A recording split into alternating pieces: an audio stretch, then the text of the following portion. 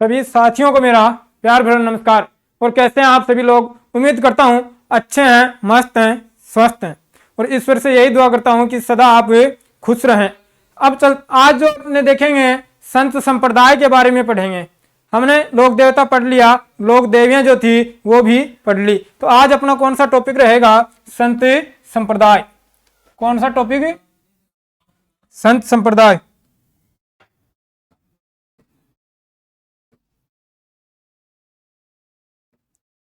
कौन सा टॉपिक रहेगा? संत संप्रदाय। संत संप्रदाय पढ़ रहे हैं। अब संत क्या होता है और संप्रदाय क्या होता है? संत वे होते हैं जो अपने जप तप से, अच्छे कर्मों से, है ना, अच्छे कर्मों से, अच्छे विचारों से किसी व्यक्ति को गलत राह पर चलने से बचाएं और इसके साथ साथ उनका मान सम्मान होने पर भी वो घमंड ना करें, वो संत कहलाते हैं, है ना। संत कौन कहलाते हैं? वे महान पुरुष जो जप तप करके, तपस्या करके, अच्छे कर्मों के माध्यम से, अच्छे विचारों के माध्यम से किसी व्यक्ति को गलत राह पर चलने से बचाएं और उनका मान सम्मान होने पर भी घमंड ना दिखाएं, वो संत कहलाते हैं। अब संप्रदाय देख लीजिए। संप्रदाय किसे कहते हैं? किसी संत के द्वारा मोक्ष प्राप्ति का बताए गए नियमों के आधार पर चलने वाले लोगों का समूह है।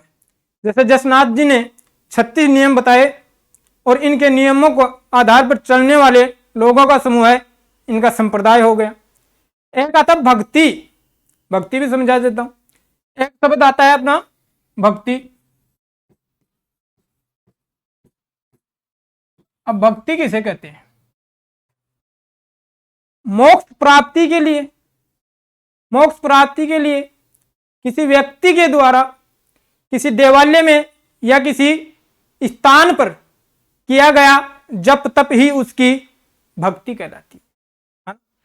किसी देवालय में या किसी स्थान पर किसी व्यक्ति के द्वारा किया गया जप तप या उसकी तपस्या उसकी भक्ति कहलाती है। अब भक्ति कितने प्रकार की होती है? एक होती है अपनी सगुण भक्ति, एक होती है अपनी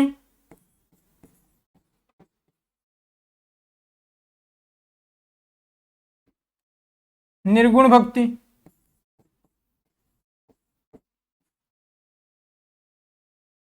और एक अपनी होती है ये दूसरी, ये मिश्रित भक्ति। मिश्रित भक्ति। सगुण भक्ति किसे कहते हैं? कि देवता को एक निश्चित आकार के रूप में मानकर पूजा की जाती है। देवता को एक निश्चित आकार के रूप में मानकर पूजा की जाती है, सगुण भक्ति कहलाती है। अब कैसे?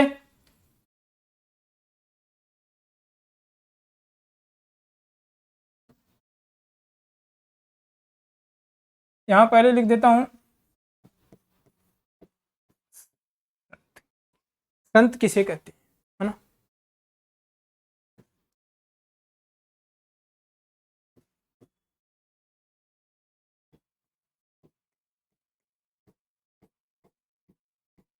पुरुष या फिर किसी व्यक्ति के द्वारा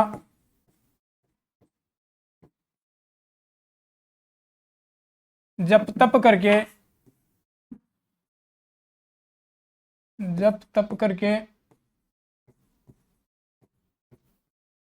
अच्छे कर्मों के माध्यम से, जप तप करके अच्छे कर्मों के माध्यम से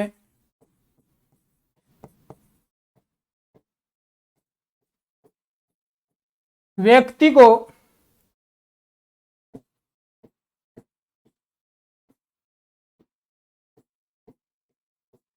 गलत राह पर चलने से बचाएं।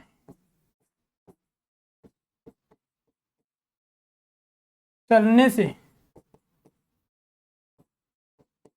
बचाने वाले, राह पर चलने से बचाने वाले लोग। और मान सम्मान होने पर भी, इनका मान सम्मान होने पर भी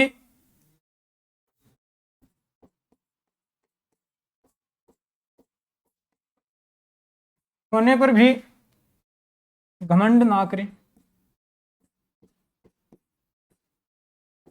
घमंड ना करें, संत कहलाते हैं।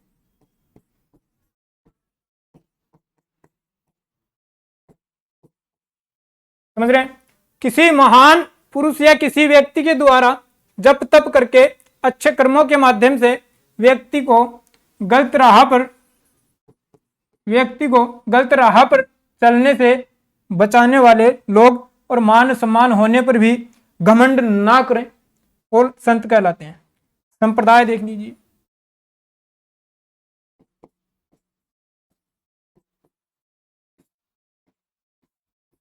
संप्रदाय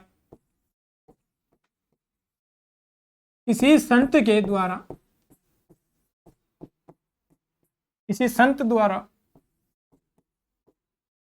मोक्ष प्राप्ति के लिए, किसी संत के द्वारा मोक्ष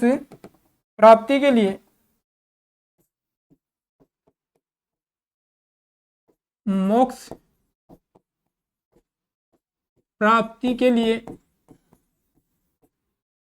बताए गए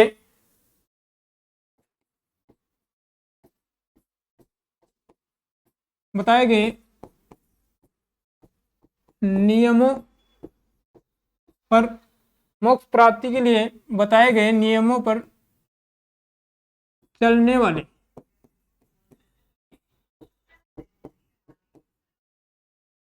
वाले लोगों का समूह है।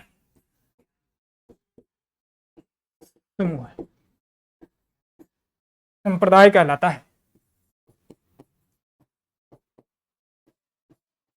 संप्रदाय कहलाता है। ये संप्रदाय हो गया, ये संत हो गया। अब देख लेते हैं भक्ति। एक शब्द आता है ना, भक्ति।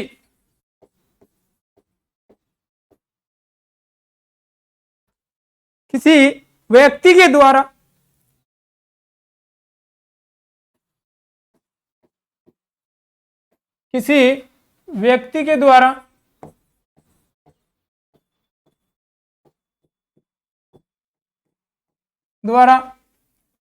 देवालय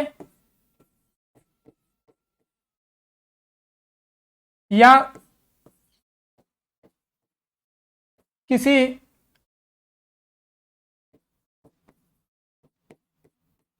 स्थान पर, देवालय या किसी स्थान पर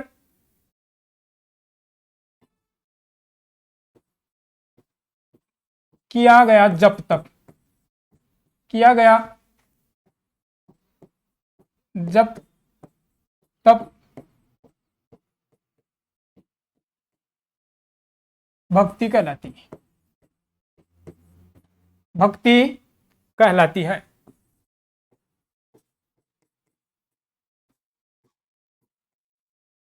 भक्ति कहलाती है। अब देखो भक्ति कितने प्रकार की होती है, यहां लिख देता हूं। भक्ति के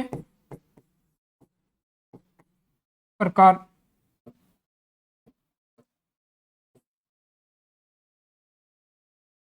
भक्ति होती है 3 प्रकार की। एक अपनी सगुण भक्ति, एक अपनी सगुण भक्ति, तो दूसरी अपनी निर्गुण भक्ति, एक सगुण एक निर्गुण, और तीसरी अपनी मिश्रित भक्ति। मिश्रित भक्ति।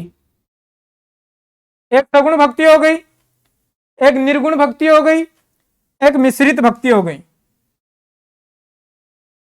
अब सगुण भक्ति किसे कहते हैं?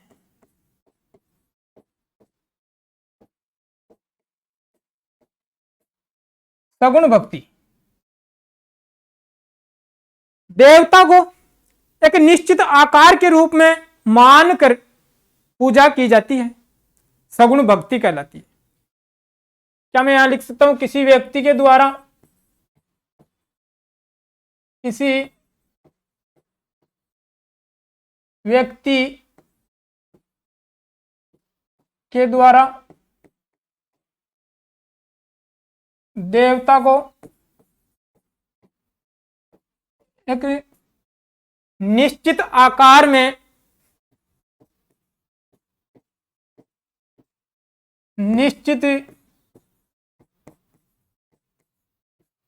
में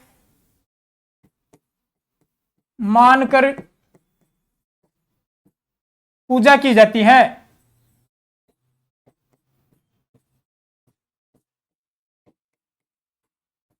पूजा की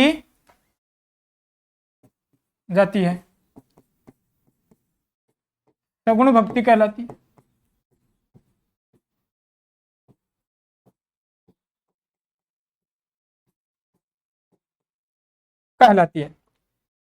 अब कैसे मैं बताऊं। पत्थर की हम मूर्ति होती है, उसका आकार निश्चित होता है, पत्थर की मूर्ति का आकार निश्चित होता है। कागज पर बनी हुई मूर्ति का आकार भी निश्चित होता है। किसी कपड़े पर किसी देवता का चित्र बना हुआ है, उसका आकार भी निश्चित होता है। लिख देता हूं,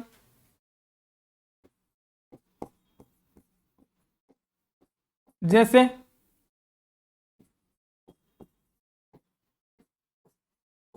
पत्थर की मूर्ति, कागज पर बनी हुई मूर्ति,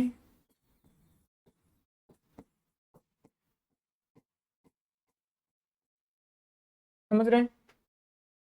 कपड़े पर बनी हुई मूर्ति,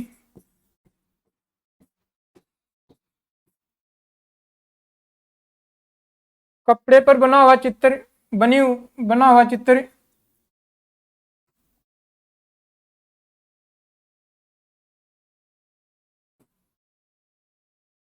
कपड़े पर बना हुआ चित्र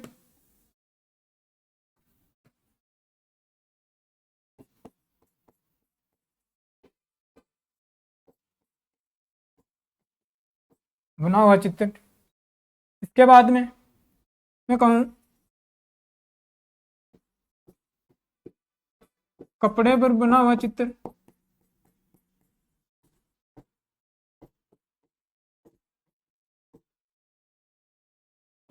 माला, समझ रहे हैं? और सगुण भक्ति में गुणों का बखान किया जाता है, जैसे भजन कीर्तन के माध्यम से, संगीत के माध्यम से, आरती वगैरह के माध्यम से। पोस्टर में लिख लो, गुणों का बखान। अब इतनी बात समझ में आ गई। माला की भी आकृति निश्चित होती है। अब सगुण भक्ति में कौन कौन से संत आते हैं, कौन से संप्रदाय आते हैं?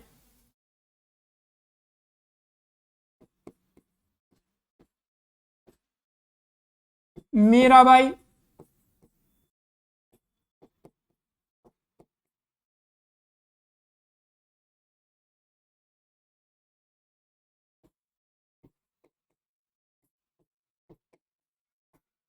कर्माबाई,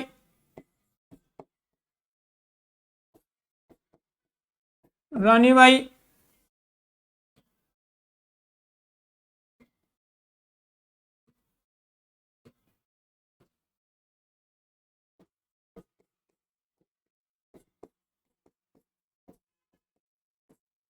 मीराबाई, कर्माबाई, रानीबाई, यहाँ रामानुज संप्रदाय,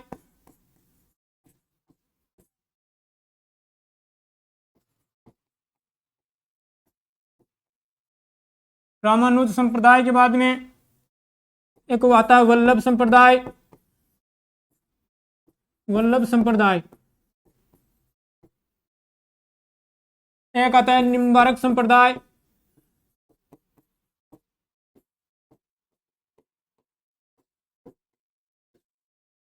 एक आता है निष्कलंकी संप्रदाय।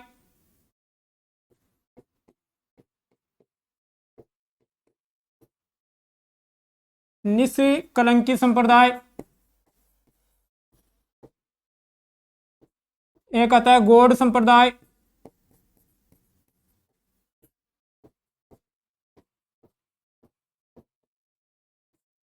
एक आता है पाशुपत संप्रदाय।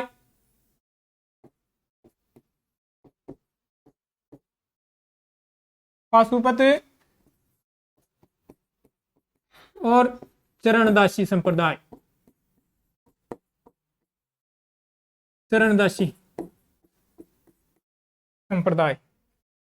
ये देखो, ये सगुण भक्ति से संबंधित है। मीराबाई, कर्माबाई, मीराबाई, कर्माबाई, रानीबाई, गौरीबाई भी आएगा। रामानुजा संप्रदाय, वल्लभ संप्रदाय, निम्बारक संप्रदाय, निष्कलंकी संप्रदाय, पाशुपत, चरणदासी, गौड़, ये अपने सगुण में। अब चलते हैं निर्गुण में।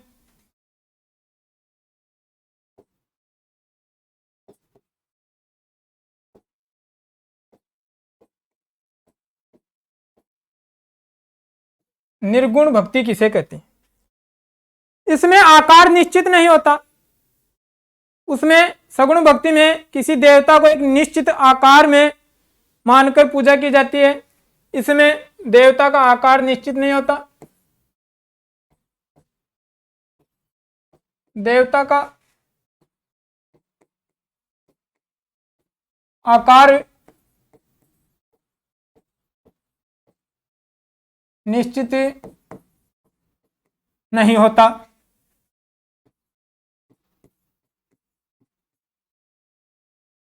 देवता का आकार निश्चित नहीं होता। अब कैसे नहीं होता? मैं कहूं कि आप रोजाना किसी मंदिर में पूजा करने के लिए जाते हैं। मंदिर में पूजा करने के लिए जाते हैं और आपका उसी समय, जिस वक्त पर आप पूजा करने के लिए जाते हैं, पेपर है मान लीजिए, तो आप जा रहे हैं, तो आप हाथ जोड़कर जाएंगे, मंदिर में नहीं जाएंगे ना। तो क्या उसका आकार निश्चित हुआ? नहीं हुआ ना। अब इसमें गुणों का बखान नहीं किया जाता है तथा गुणों का बखान नहीं किया जाता है। जैसे जसनाथ जी जो थे, जाम्भोजी जो थे, वो किससे थे?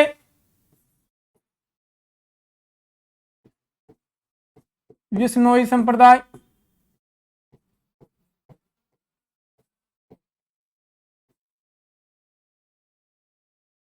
जाम्भोजी, जाम्भोजी ने ही तो चलाया था। जाम्भोजी, जसनाथ जी, दादू जी,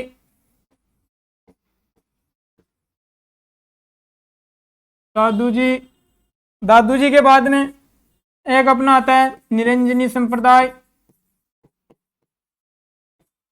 निरंजनी संप्रदाय। धन्ना जी निर्गुण भक्ति से धना। धन्ना जी के बाद में एक और आता है पीपा जी।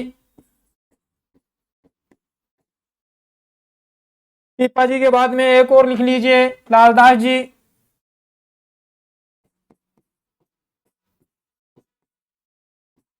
लालदास जी,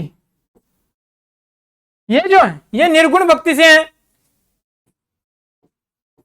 कबीर जी, प्रणामी संप्रदाय।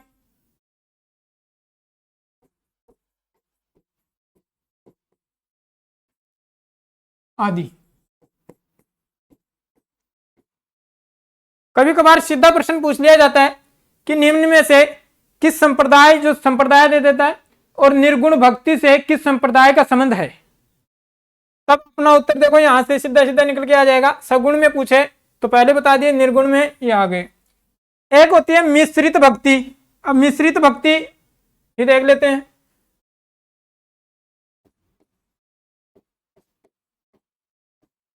मिश्रित भक्ति, इसमें आकार को निश्चित मानकर भी पूजा की जाती है, और मैं कहूं गुणों का बखान भी किया जाता है, और आकार निश्चित न मानकर भी पूजा की जाती है और गुणों का बखान भी नहीं किया जाता। अब कैसे? मैं कहूं कि हम कोई मान लीजिए कि 7 बजे रोजाना मंदिर में जाता है, किसी कारणवश वो नहीं जा पाता है। अब मैं कहूं कि जैसे महिलाएं जो होती है वो मंदिर में नहीं जा पाती, इस प्रकार से अंगूठे को शिवलिंग मानकर जल सींचती है ना। अब इसका आकार तो निश्चित हो गया, लेकिन क्या वो वहां गई? नहीं। अब उसका पेपर देना जाना है, उसको पेपर देने जाएगी तो वो हाथ जोड़कर जाएगी। तो इसमें लिख लीजिए, गुणों का निश्चित आकार में को मानकर और न मानकर पूजा की जाती है। गुणों का बखान किया भी जाता है और नहीं भी किया भी जाता है और नहीं भी।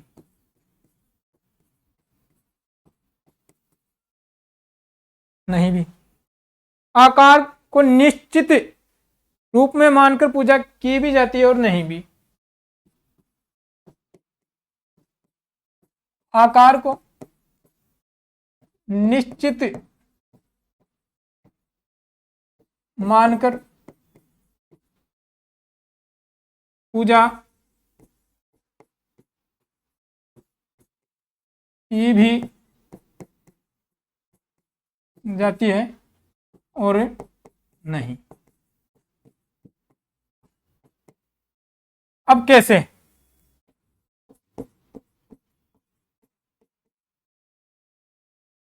चरणदासी संप्रदाय जो था वो सगुण भक्ति से संबंधित था, लेकिन निर्गुण भक्ति से संबंधित भी था। तो यहां लिख सकता हूं, एक अपना चरणदासी संप्रदाय, एक अपना निरंजनी संप्रदाय,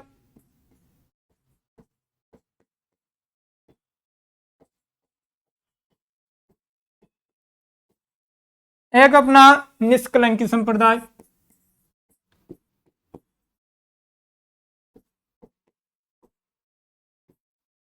निष्कलंकी संप्रदाय।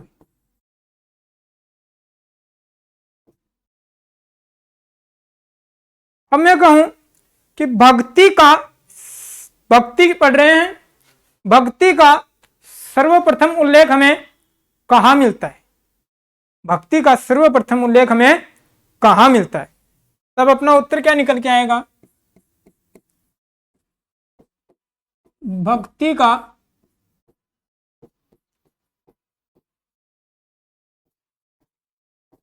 सर्वप्रथम उल्लेख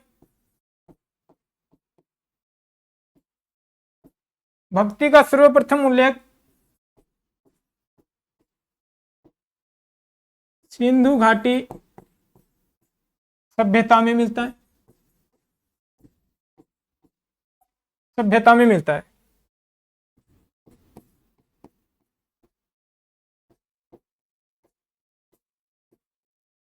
मैं बात कर रहा हूं कि भक्ति का सर्वप्रथम उल्लेख की बात कर रहा हूं।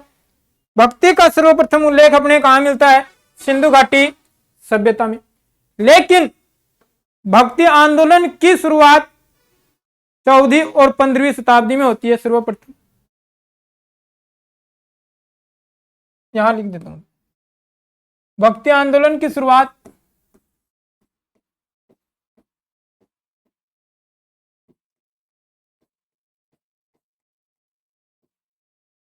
भक्ति आंदोलन की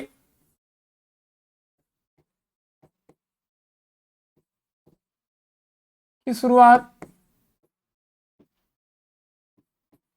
14वीं और 15वीं शताब्दी में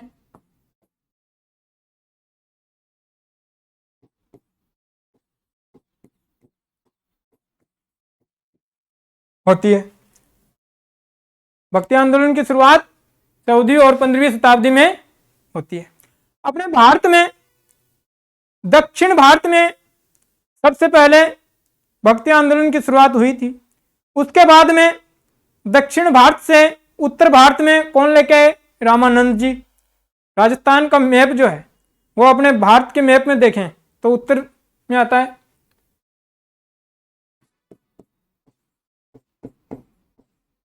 भारत में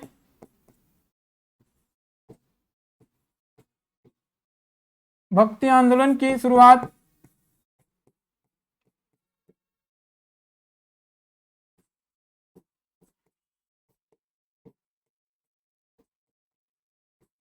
दक्षिण भारत में होती है। दक्षिण भारत में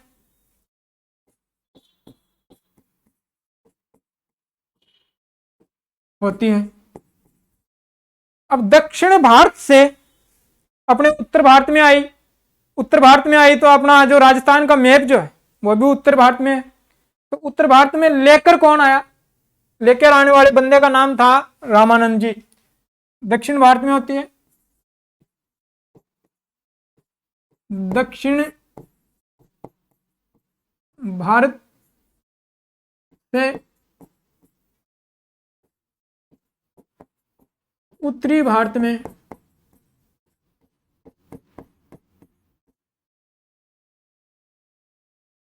लाने वाले, उत्तरी भारत में लाने का श्रेय रामानंद जी को दिया जाता है। रामानंद जी को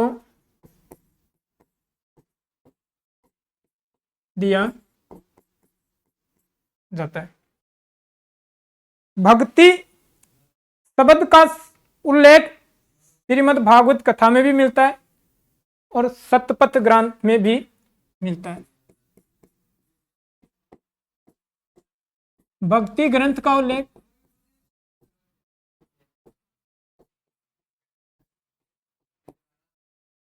भक्ति शब्द का उल्लेख भक्ति शब्द का उल्लेख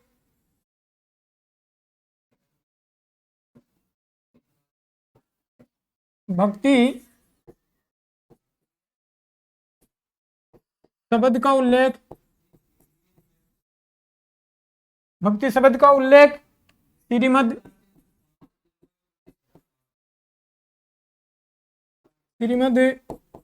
भागवत गीता में मिलता है। श्रीमद् भागवत गीता में मिलता है।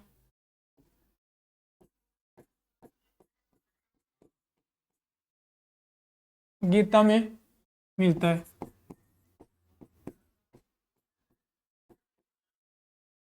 भक्ति आंदोलन की शुरुआत 14वीं और 15वीं शताब्दी में हुई।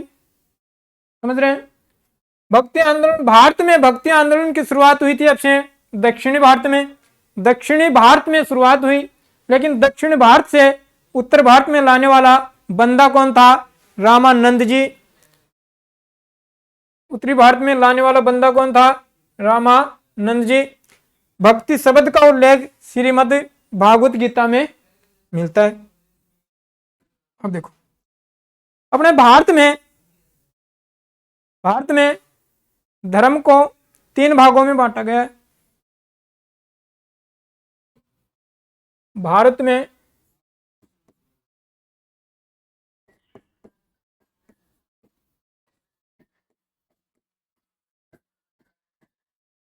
हिंदू धर्म को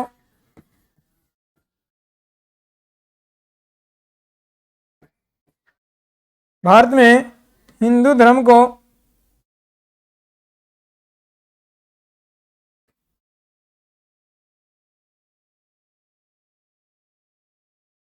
भारत में हिंदू धर्म को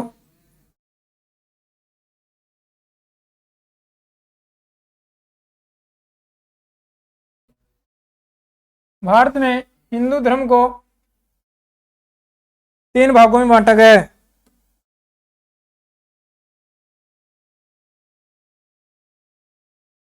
भारत में हिंदू धर्म को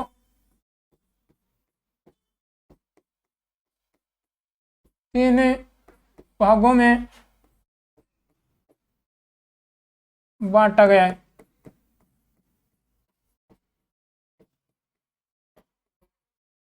एक अपना कौन सा, नयनार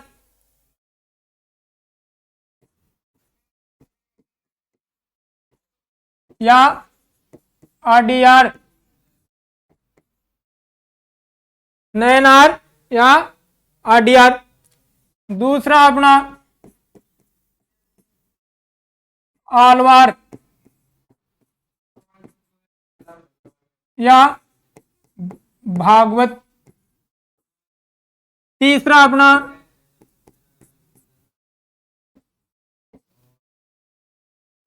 शाक्त धर्म। तीसरा अपना शाक्त धर्म।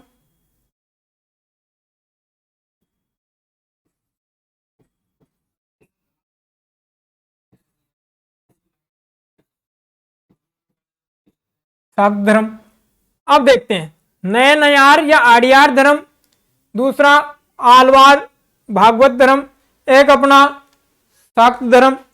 अब पहले बात करते हैं नयनार या आड़ियार की। पहले बात करते हैं नयनार या आड़ियार की।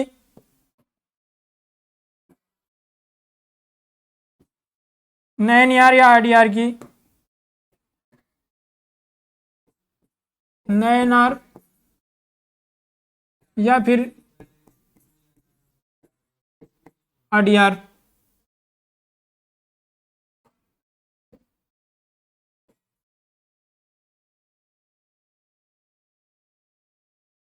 आड़ियार।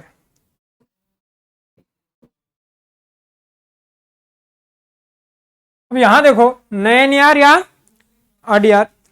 मैं कहूं कि शिव जो है, भारत में शिव के 28 अवतारों का वर्णन मिलता है। सतपथ शैव धर्म से संबंधित है। सतपथ और कौशितिक, सतपथ और कौशितिक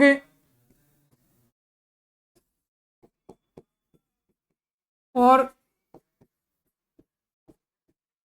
कौशिकी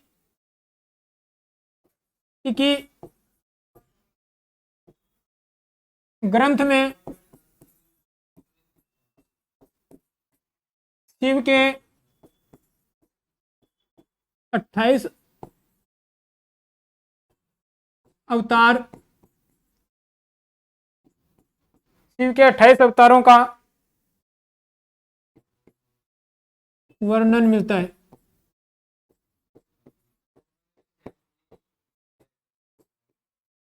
शिव के 28 अवतारों का वर्णन मिलता है। अब आगे चलते हैं। शिव की पूजा, शिव की पूजा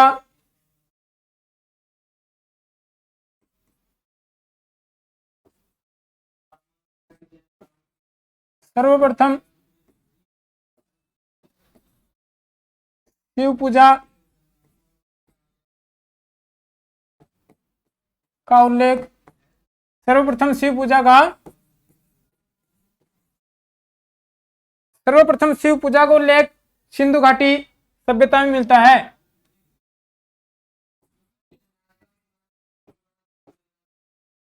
सिंधु घाटी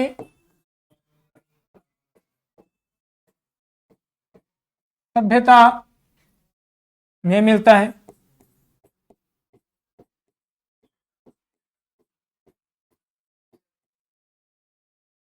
सर्वप्रथम शिव पूजा का उल्लेख सिंधु घाटी सभ्यता में मिलता है। लिंग पूजा का प्रथम वर्णन, लिंग पूजा का प्रथम वर्णन, लिंग पूजा का प्रथम वर्णन किसमें मिलता है? मत्स्य पुराण में। मत्स्य पुराण में मिलता है।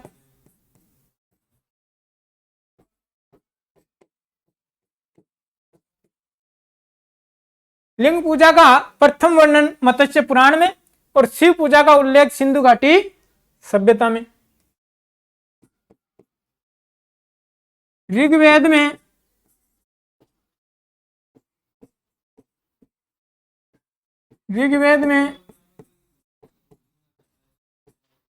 शिव को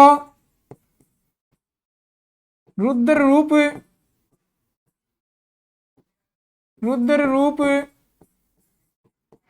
मानकर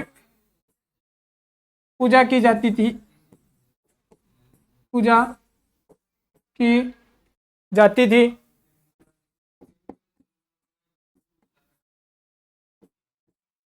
ऋग्वेद में शिव जो थे, शिव को शिव के रूप में मानकर पूजा नहीं की जाती, रुद्र रूप में मानकर पूजा की जाती थी। अब ऋग्वेद के बाद में अथर्ववेद में देखो, अथर्ववेद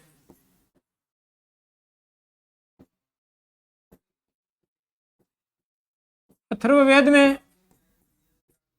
महादेव के नाम से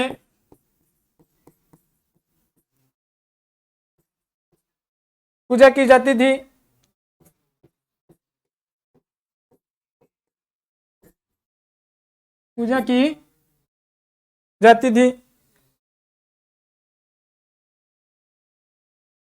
ऋग्वेद में महादेव नाम मिलता है। महादेव नाम मिलता है। अब ऋग्वेद में महादेव नाम मिलता है। इसके बाद में एक तैत्तिरीय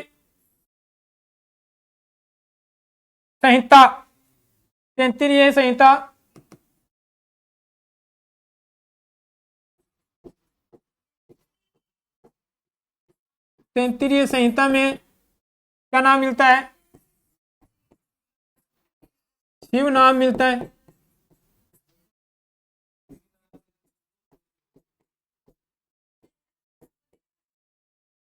तैत्तिरीय संहिता में शिव नाम मिलता है। अब शैव धर्म का उदय, शैव धर्म के उदय की बात करूं,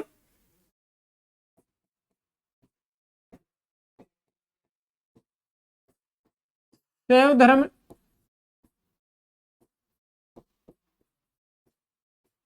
का उदय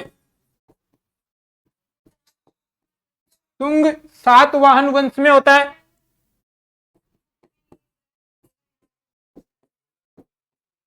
सातवाहन वंश में होता है।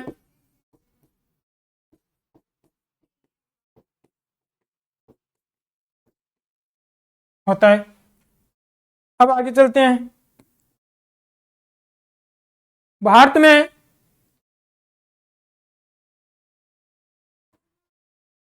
अठारह अवतारों का उल्लेख मिलता है।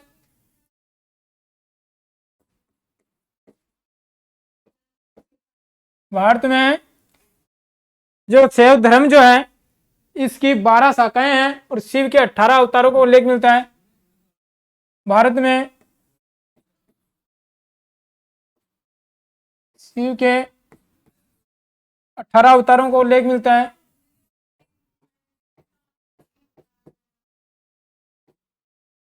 अठारह अवतारों का उल्लेख मिलता है। शैव धर्म की, भारत में शैव धर्म की 12 शाखाओं का उल्लेख मिलता है।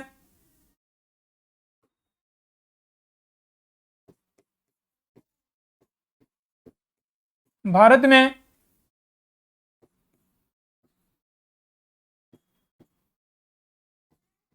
शैव धर्म की 12 शाखाएं, 12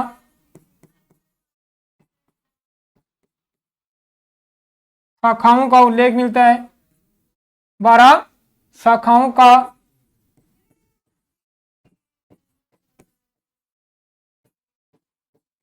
उल्लेख मिलता है। 12 शाखाओं का उल्लेख मिलता है। अब 12 शाखाओं का भारत में मिलता है। राजस्थान में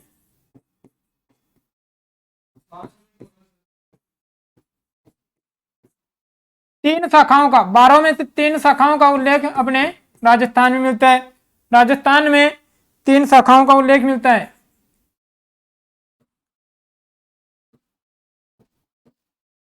तीन शाखाओं का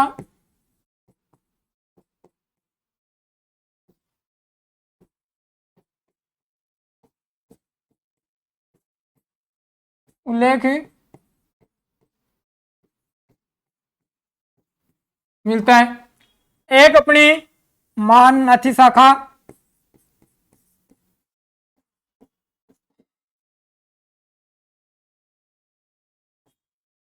एक अपनी महानाथी शाखा, दूसरी अपनी वैराग्य शाखा, वैराग्य शाखा। एक और शाखा आती है नाथ,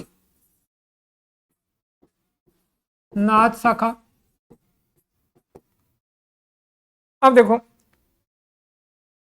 इनके बारे में कल देखेंगे, लेकिन थोड़ा सा बता देता हूं मैं। महानाथी शाखा जो है, इसकी स्थापना आयश देवनाथ ने की थी, और आयश देवनाथ ने मान सिंह जी को अपने जोधपुर में जो थे ना, मान सिंह जी ने महामंदिर का निर्माण करवाया 1872 में। 84 खंभों की वहां है। और वैराग्य शाखा यह भर्तहरि से संबंधित है। भर्तहरि ने अलवर में तपस्या की थी ना। भर्तहरि का मेला भाद्रपद शुक्ल अष्टमी को लगता है। गोपी चंद भर्तृ, गोरखनाथ ये इसी में आते हैं। गोरखनाथ ने फिर हठ योग चलाया था। नाथ शाखा में गोरखनाथ ने हठ योग चलाया था। मत्स्येंद्र नाथ जी भी हुआ करते थे।